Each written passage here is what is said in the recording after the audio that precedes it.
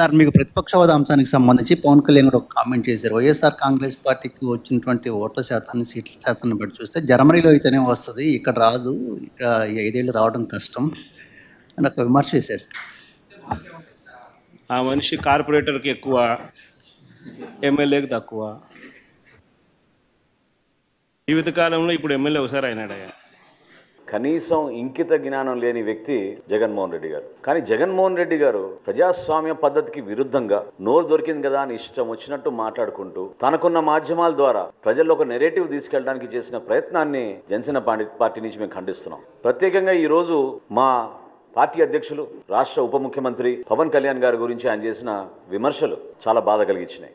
మన స్థానం ఏంటని నిర్ణయించేది మన ప్రజలు. వై నాట్ 175 అని ఎగిరిన మనిషి 11కి పడిపోతే మతి సీమితం పోయినట్టుంది. ఆయనకు అర్థం కావడం లేదు. పవన్ కళ్యాణ్ గారు ఆ రోజు ఏం చెప్పారంటే, leader of opposition is a status, is a post. దాన్ని మీరు డిమాండ్ చేయలేరు. ఈ 5 సంవత్సరాలు దాని గురించి మర్చిపోండి.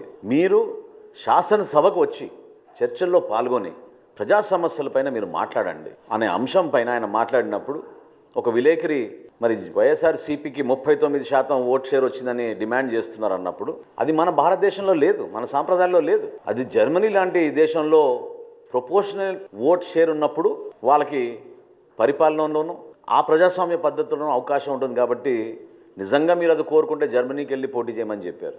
ఏం మాట్లాడుతున్నాడు ఆయన అసలు ఈ రోజున?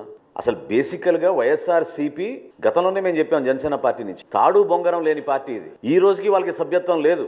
లైఫ్ టైం ప్రెసిడెంట్గా ఆయన తీర్మానం చేసుకున్నాడు. ఎల్లకాలం అతనే అధ్యక్షుడని ఒక సభ ఏర్పాటు చేసి వారి తల్లిని పక్క దించేసి ఇతను ప్రకటించుకున్నాడు. ఎలక్షన్ కమిషన్ ఆఫ్ ఇండియా దాన్ని ఖండించింది. అటువంటి సిస్టమే లేదు, అటువంటి ప్రొసీజరే లేదు.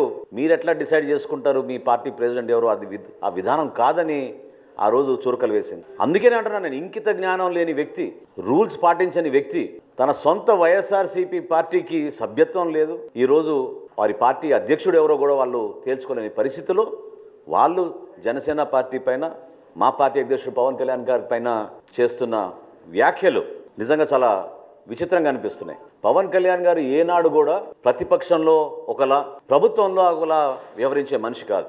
గతంలో వర్క్ ఫ్రమ్ హోమ్ ముఖ్యమంత్రి, వర్క్ ఫ్రమ్ హోమ్ ముఖ్యమంత్రి కాస్త ఈ రోజున వర్క్ ఫ్రమ్ బెంగళూరు శాసనసభ్యుడిగా తయారయ్యాడు. శాసనసభకు వచ్చి మీరు మాట్లాడాలి కదా ప్రజల సమస్యల పైన. పరిపాలన చేతకాక దద్దమ్మలాగా మీరు కూర్చుని నోరు ఉంది కదా అని, ఇందాక అన్నట్టు వర్క్ ఫ్రమ్ బెంగళూరు ఎమ్మెల్యే అయినా. జనరల్గా శాసనసభ్యులు అసెంబ్లీ అయిపోయిన తర్వాత వాళ్ళ నియోజకవర్గాలకు వెళ్ళి పనిచేసుకుంటారు, ప్రజలకి అందుబాటులో ఉంటారు. ఈయన మాత్రం శాసనసభకి రాడు, బెంగళూరుకి మాత్రం తరచుగా వెళ్ళిపోతూ ఉంటారు. పవన్ కళ్యాణ్ గారిని ప్రత్యేకంగా టార్గెట్ చేయాల్సిన అవసరం దేనికోసం వచ్చిందంటే, తన రాజకీయ ప్రస్థానంలో ఈ విధంగా ఆయన ముందుకెళ్తూ ఉంటాడు. ఒక క్రిమినల్ మైండ్. మేము కూడా అనొచ్చు కదా, నువ్వు కోడి కత్తికి ఎక్కువ గొడ్డలికి తక్కువ అని.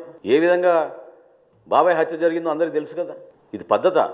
ప్రజాస్వామ్యంలో మీరందరూ కూడా ప్రత్యేకంగా ఒక పద్ధతి ప్రకారంగా మాట్లాడుకోవడం అలవాటు చేసుకోవాలి. అంతేగాని నోరు బారేసుకుని ప్రతిసారి మాట్లాడితే మాత్రం జనసేన పార్టీ మిమ్మల్ని ఈ విధంగా మీరు చేస్తున్న ఈ కార్యక్రమాల్ని ఖచ్చితంగా ఖండిస్తాం. ఇది చాలా తప్పు.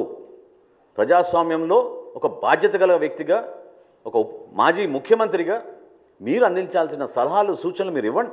వ్యక్తిగత విమర్శలకి కించపరిచే విధంగా దానివల్ల మీకు ఏదో ఓట్లు పడిపోతాయి అనుకుంటే మాత్రం నిన్నటి ఎన్నికలే మీకు దానికి నిదర్శనం.